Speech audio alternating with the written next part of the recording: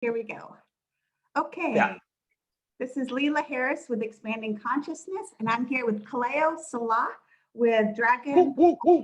Coaching. And Yeah. we planned to have a conversation, and we weren't sure what we were going to talk about.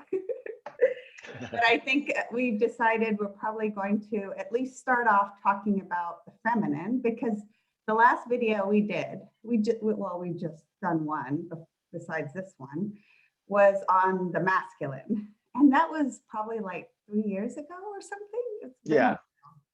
So I thought, okay, Yeah. let's talk about the feminine. And and then right before we start the recording, you're like, how long should we go for? I'm like, I don't know. And you said, give me an answer. I said, 30 minutes. Right. So that Right. to me, Kaleo, the difference between like my feminine energy, which is like, let's just flow and see what happens. And then the masculine is be decisive, make a decision. Well, yeah, absolutely. And there's rampant examples of the difference between men and women, or let's say the difference between what I have come to experience in my 52 years as the standard prototypical female mindset, brain, action, decision making, right? So let's quite often say the non-decision making, right? The wishy-wash, okay, versus the standard prototypical male is short, direct, curt, just not really even asking many questions, right? Very non-communicative, sort of like if I have to explain what I'm doing, maybe you're not the right person, kind of thing. So when I ask a question, something that is like, time, temperature, resources based, like, it has to be in a box. I ask a particular question. Hey, leader, how long are we going to do this? Because I've got other things going on. And you say, well, we can just flow.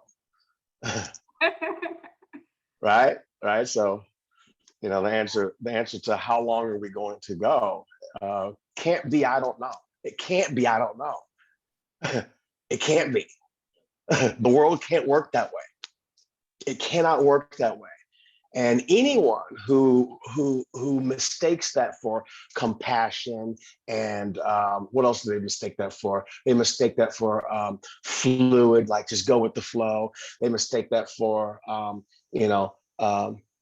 being what they call it, flexible, right? If I ask you a question, how long are we going to go? I'm not looking for fluid flexibility and all that stuff. I'm looking for a time. And then you said, right after you started with, I don't know, let's kind of be flexible. You said 30 minutes. I said, okay. You said 30 minutes. I'm like, oh, okay. That's great. That's an actual answer to my question. Yeah, and you're right. I know this too through my own personal experience, that it can be wishy-washy and it can be an avoidance of taking direction and making a decision. But I also want to, I guess I feel like I want to stand up for the feminine a little bit, because there is a good side to that, the balance.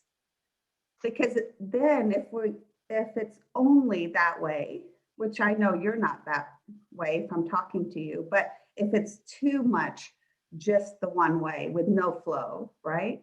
No flexibility, then it becomes like almost like the fanatical mind that cannot change direction when life is trying to move us in a different way. So Absolutely. It really is finding that balance. But you're right, you can't really make something happen or build something with just that feminine flowing energy, because someone needs to kind of direct the energy one way or the other. Right. And so absolutely right. Right. So if I ask, what is the structure? What is the frame? What is the design? What are the materials we are going to use to build this house that my family is going to live in? You can't kind of do that. You can't sort of think about that on the fly. You can't go with that flow. There is no flow there. Mm-hmm. These are hard and fast things that have to happen because the foundation of sustainability has to be structural and elemental. So you have to know the basic elements of interacting, in this case, the basic elements of expectations, right? The basic elements of communication, right? So people say, even I just said something about, men, characteristically are less communicative than women. But you know what? That might not be true. That might not be true. It might be that women's, the female communication style is so muddled with this or that or left and right, or it's like you actually just don't know what someone's trying to say, or metaphor, like so much metaphor and so much just beating around the bush, and so much. I have a friend, I have a female friend, and she talks about she likes her communication style, even though it's very indirect, and it quite often gets her in trouble because no one knows what she's talking about. And her excuse me, her rationale for beating around the bush and not being direct and being vague is that she doesn't want to hurt people's feelings. She doesn't want to create an environment of disappointment.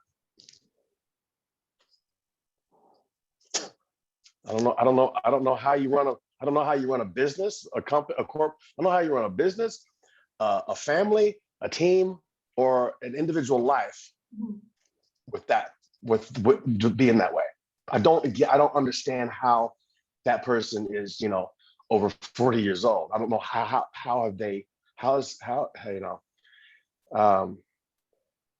nothing gets anywhere by people beating around the bush and trying to save the feelings and the mental gymnastics of the people around you.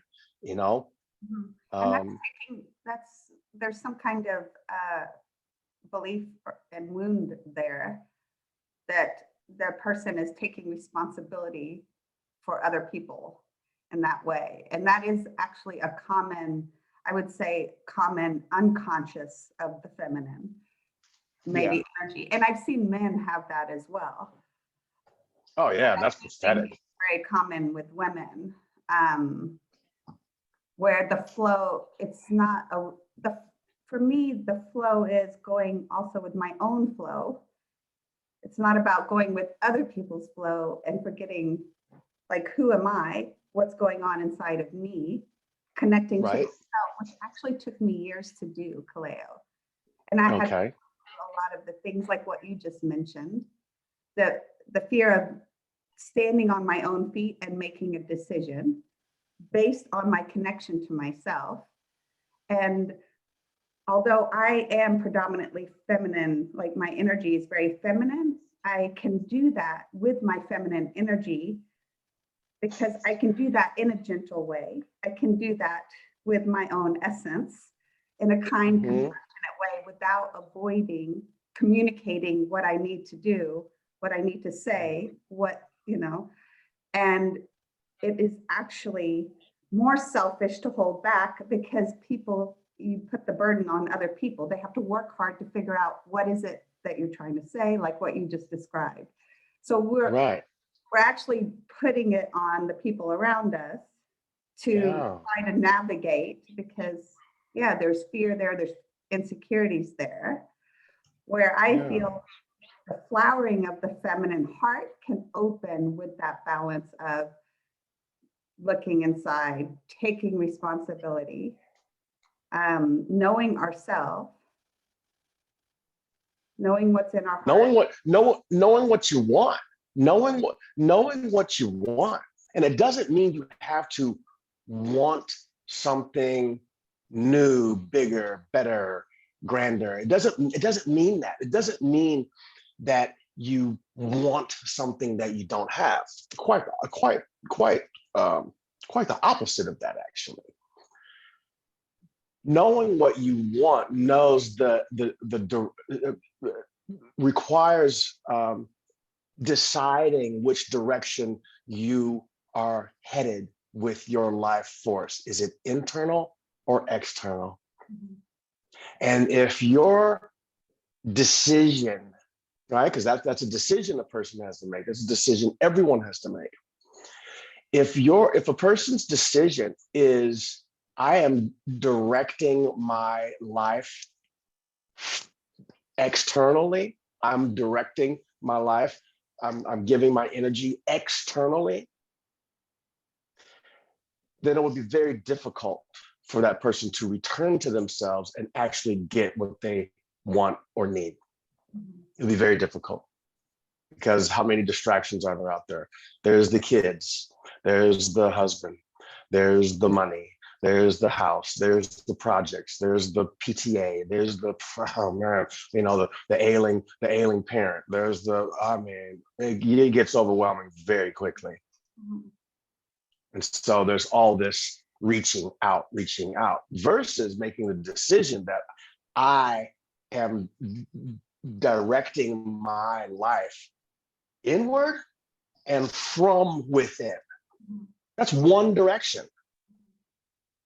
And everything in your life has to fit that. Everything. There is no out there. There is no outside. Anything that results from that decision, that inward decision, everything that results comes from within. So there is no out there that's just sort of running the show. It's impossible for anything out there to run the show. Now, what So about the decision, the decision, let me just finish this. The decision has to be, am I running my life from internal or external? That's it. And that then generates everything going forward. now what about the aspect of the feminine that is nurturing? Yeah. Now Self-nurture.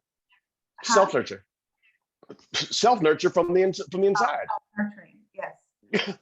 Yes. So, I mean, it's in any question you ask me, it gets back to, are you going internal or external? Every single question you would ever ask me, right? What about other people?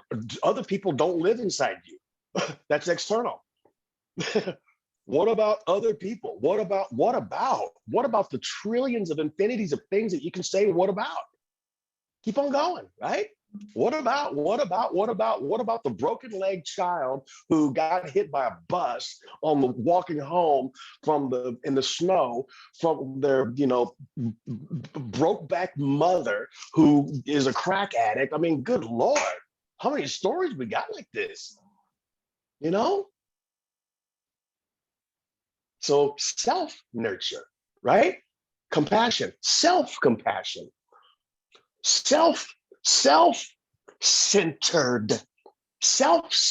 center yourself, right? Self reliance, be reliable to yourself. Forget about being reliable to everyone else. Be reliable to yourself. I get pretty excited about this. And what we call it, and here's what we call it, okay? Acting from external is misguided. Mm-hmm. It automatically guides you in the wrong direction. Automatically.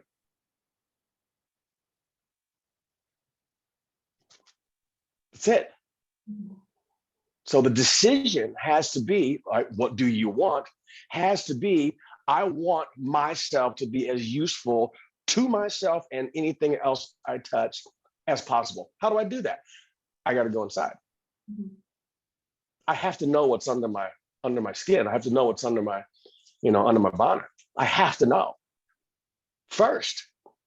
First, know thyself, right? I mean, that's one of the most basic tenets of Hermetic philosophy. First, know thyself.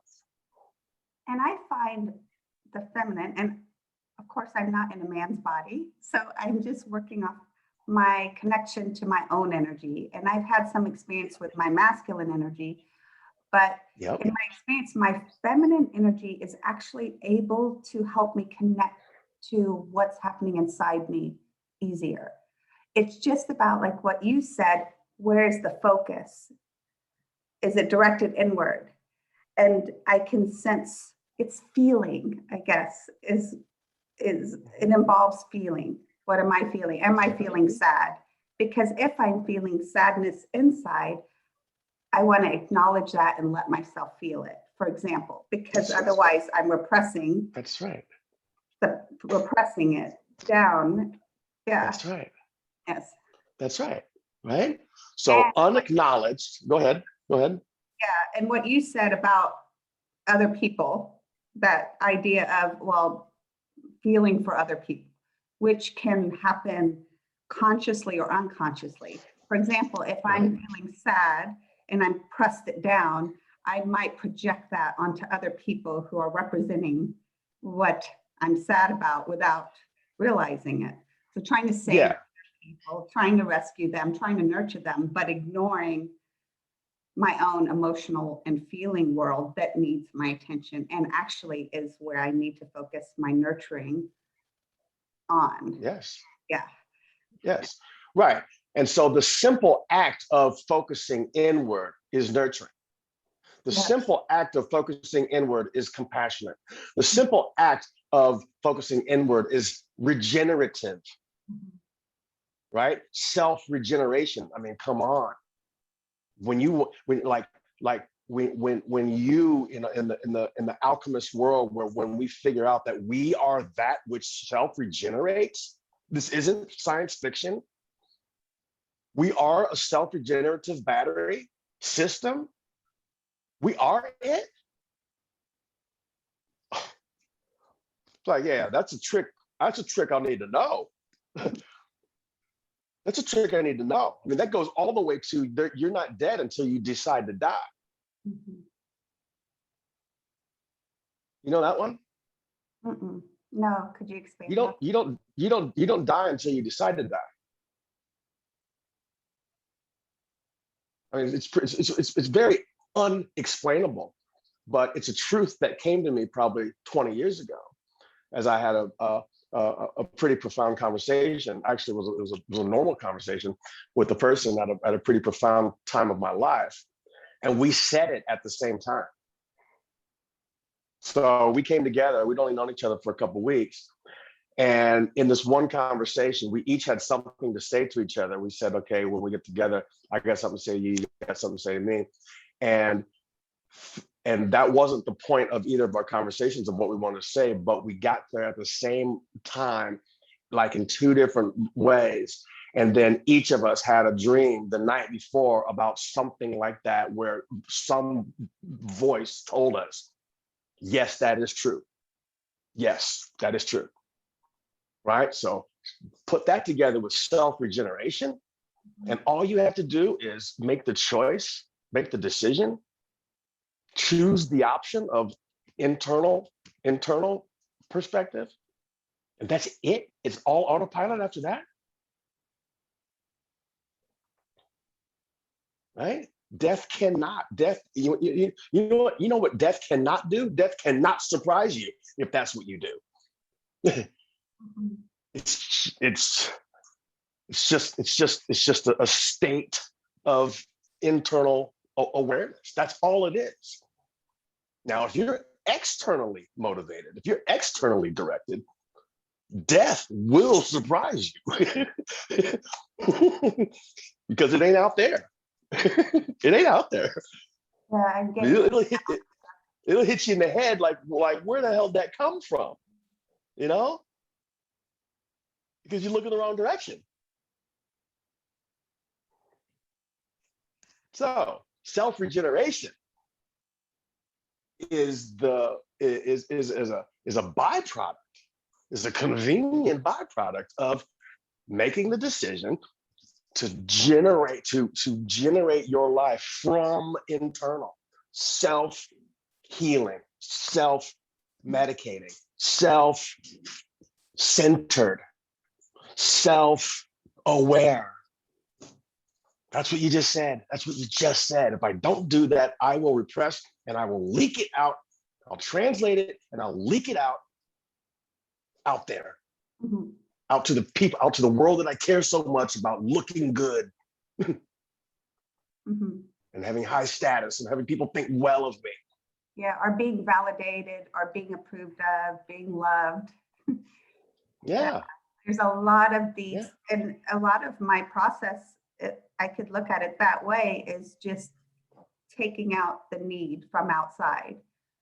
The need for approval, the need to not, all these different things that leak my energy outward to close up. I guess I think of it as closing up the holes.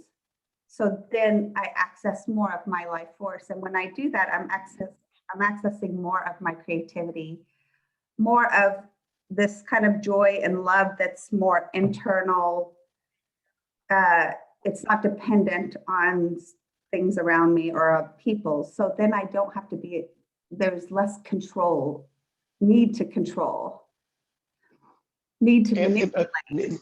Need to control, need to manipulate, need to anticipate, need to have expectations, need to trust, hope, faith, that stuff out the window. Mm-hmm. All of it out the window. It's so incredible. It's such an incredible existence, right? I mean, I've been living like this my whole life. No one taught me how to be this way, and it's you know, it's remarkable how different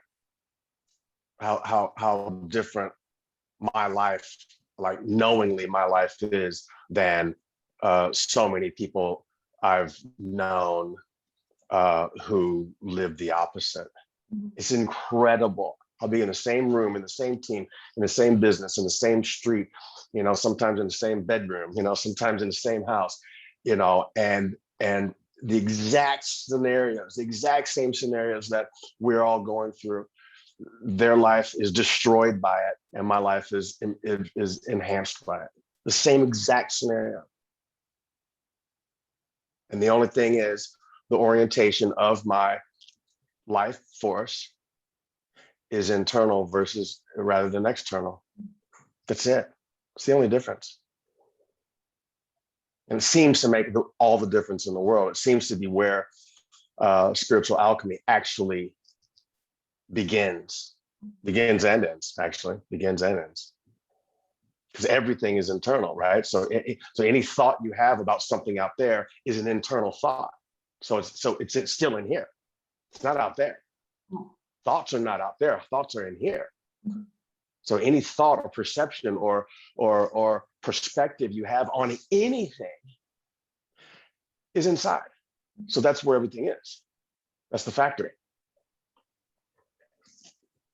And I've experienced a little bit ago, you mentioned compassion, the misunderstood, like what we call compassion and what really is compassion.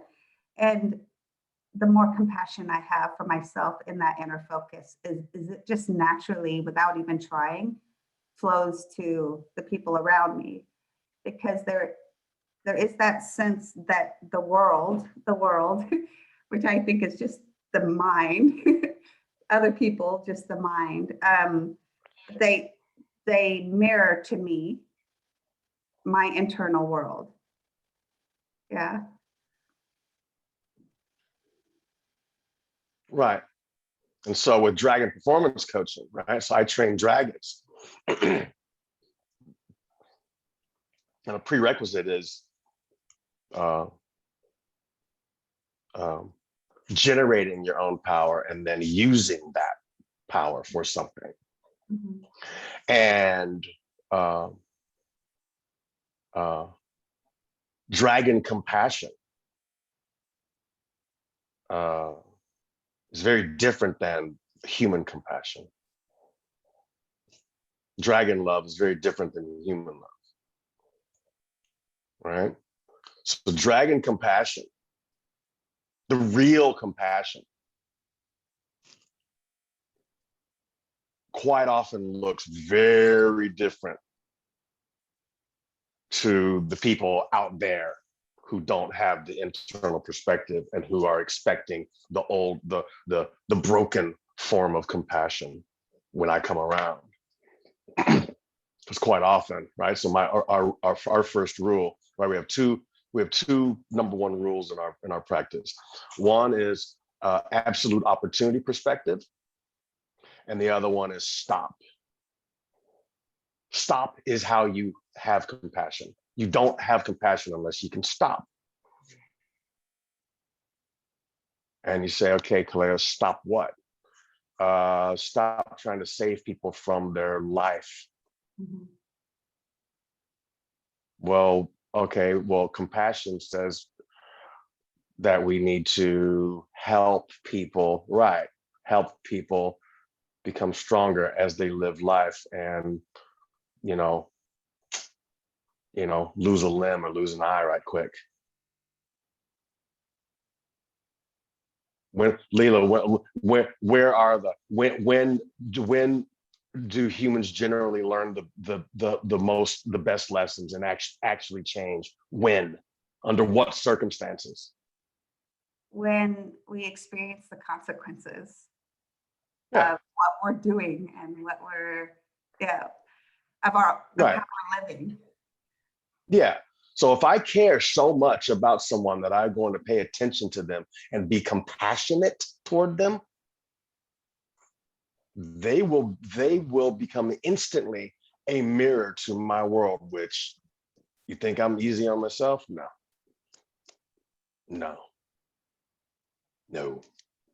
If what you just said is true, that the way you're compassionate with yourself begins to reflect itself out there just normally and naturally. Well, if I'm going to think about my level of compassion for myself and then reflect it out there, it might look a little bit different than what someone wants. Mhm. In fact, most of the time it looks different. It looks harsh, or it looks mean, or it looks uncaring from the uninitiated eye, from the eye that's looking for victim, victimizer, savior. Right? Mhm. I don't do any of those three. And if I have to pick one because a person forces me to, I always pick victimizer because that's the most fun. I'm not a savior. I'm never going back to savior behavior. And I've never been a victim, ever. So the only one left for me is victimizer, which means here we go. Here we go. It becomes full contact very quickly because that's what they want. And I make sure that I benefit, right? Opportunity perspective. I make sure that it is a huge opportunity for me to learn something about myself within myself, which quite often it is, certain times, what I've learned about myself is that I can be beyond ruthless. And that's compassion in those moments. That's compassion. Right. So what do they say when you see an animal on the road and it's all hobbled, just got hit by a truck or something, and it's not dead? What do they say? Get out of the car and go kill it, put it out of its misery. That's compassion.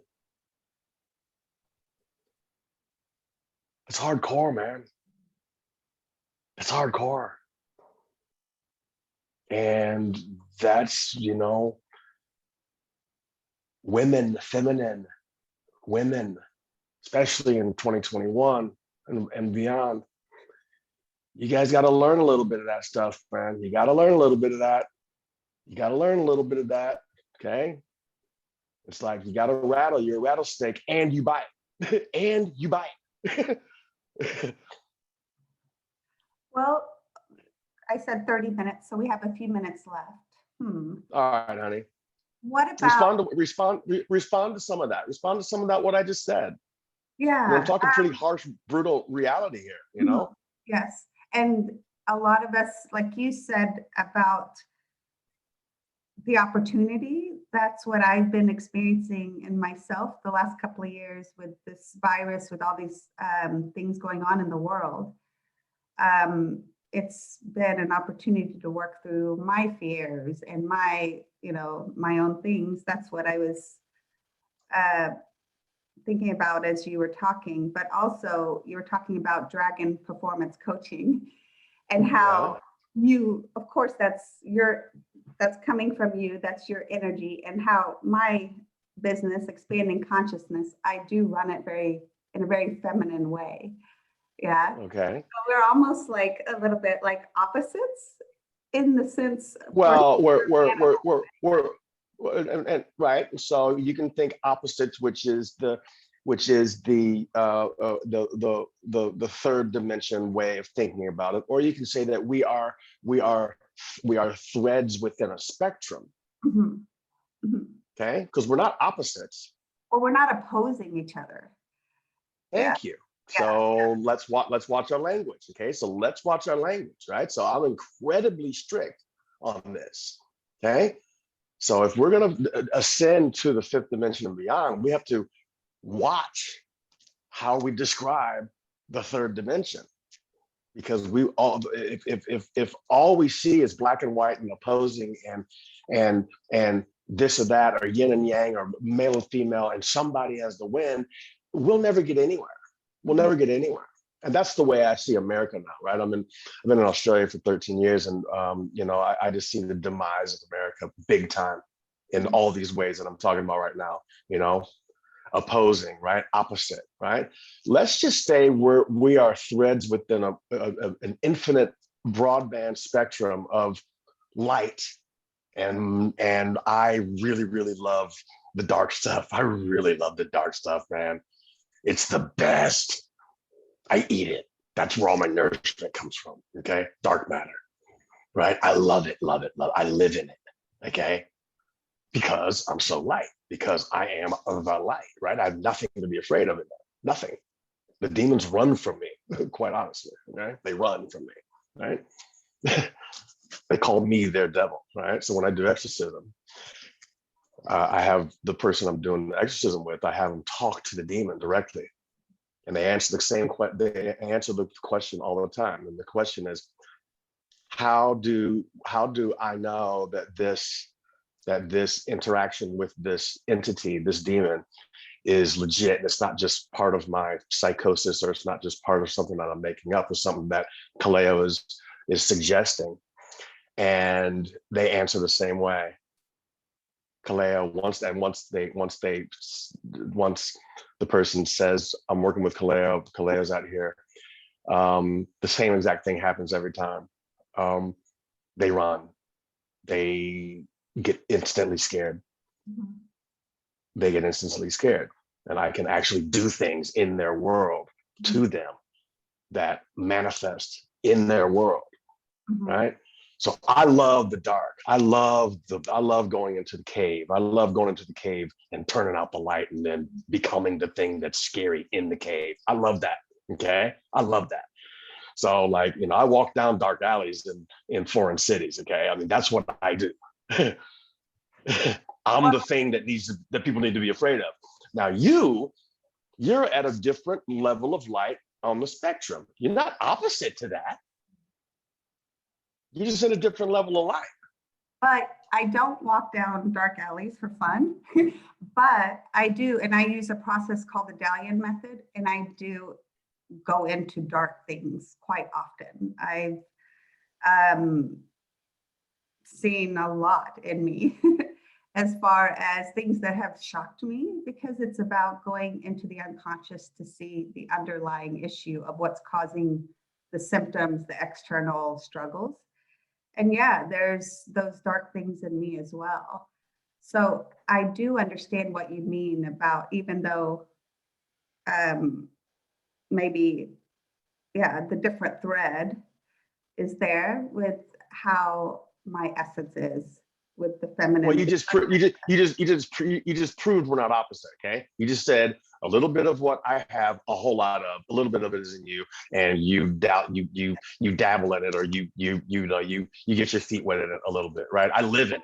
I don't dabble in it. I actually go through my unconscious darkness. Okay. And I transform it to light. I don't dabble. All right. I heal. All right. So we're not opposite. Okay. No, There we go. We're not opposite. Okay. Um, We're just different. We're just different levels of similar realities on the spectrum of, opportunity perspective. That's it. yes. Right? That's like saying the woman is opposite to a man. No, men and women are not opposites. We're fucking the same. We're the same. We just do different stuff, we just do different stuff at different times, different ways. That's it. Sometimes it works and sometimes it don't work. That's the fun part.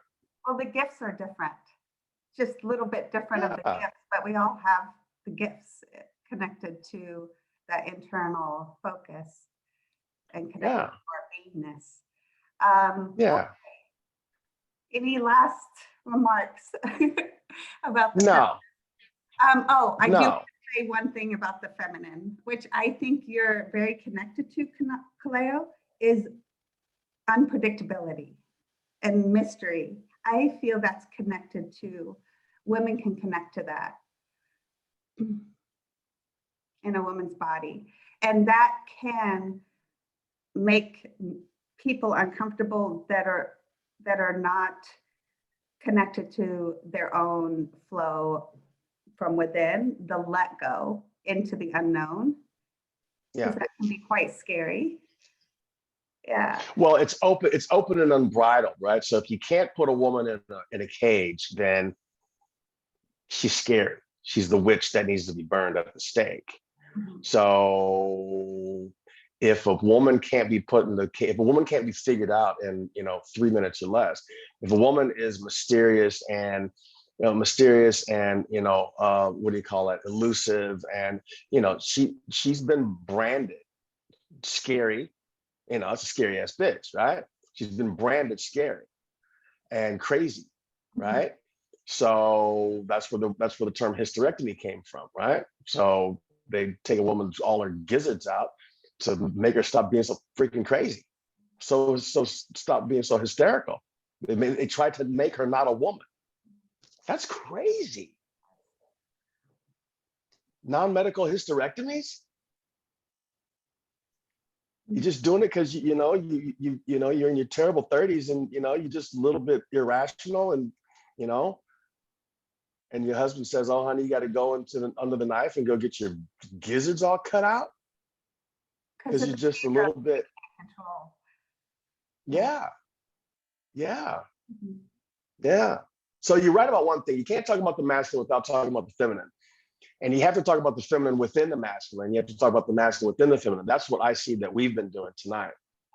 And if we can bring that to a level of fifth dimension connectedness, interrelatedness, then a lot of those third dimension polar opposite things will just dissolve. They just dissolve under their own weight. And that's one of our jobs, right? So I do it from the masculine side because I'm a man, so I deal with men, right? Men 40 and over who want to get the balls back, who want to live a better second half, who want to reinvent themselves, who want to, finally grow up, right? I do that with men. I'm not working with women anymore. Because what's real is I clearly don't get it. I clearly don't get the nuance of being a woman, I clearly don't get it. I have tried.